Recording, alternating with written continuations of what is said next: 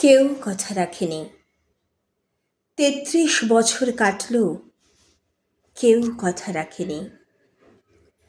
ছেলেবেলা এক পৌষ্টমী তার আগমনী গান হঠাৎ থামিয়ে বলেছিল, শুক্লা দ্বাদশীর দিন অন্তরাটুকু শুনিয়ে যাবে। তারপর কত চন্দ্রভূক অমাবস্যা চলে গেল, কিন্তু সেই পৌষ্টমী আর এলো না। ২৫ বছর প্রতীক্ষায় আছি। মামাবাড়ির মাঝি নাদের আলী বলেছিল, বড় হও দাদা ঠাকুর, তোমাকে আমি ৩ প্রহরের বিল দেখাতে নিয়ে যাব, যেখানে পদ্মফুলের মাথায় সাপ আর ভ্রমর খেলা করে।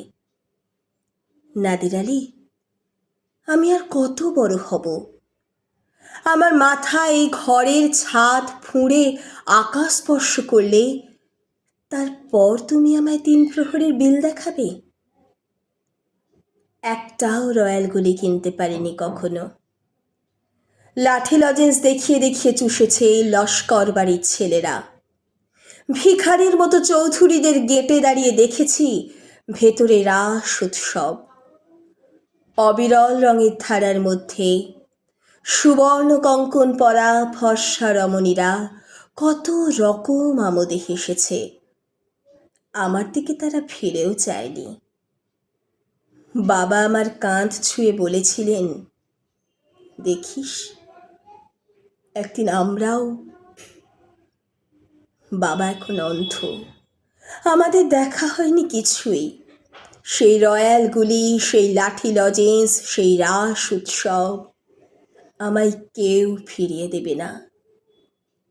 বুকের মধ্যে সুগন্ধি রুমাল রেখে বরুণাও বলেছিল, যেদিন আমার সত্যিকারের ভালোবাসবে সেদিন আমার বুকেও ওরকম আতরের গন্ধ পাবে।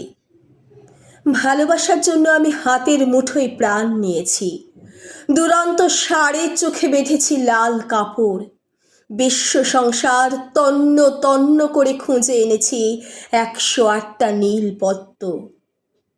তবু কথা রাখেনি বরুণা, এখনো তার বুকে শুধুই মাংসের গন্ধ, এখনো সে যে কোনো নারী। কেউ কথা রাখেনি। ৩৩ বছর কাটল, কেউ কথা রাখে না।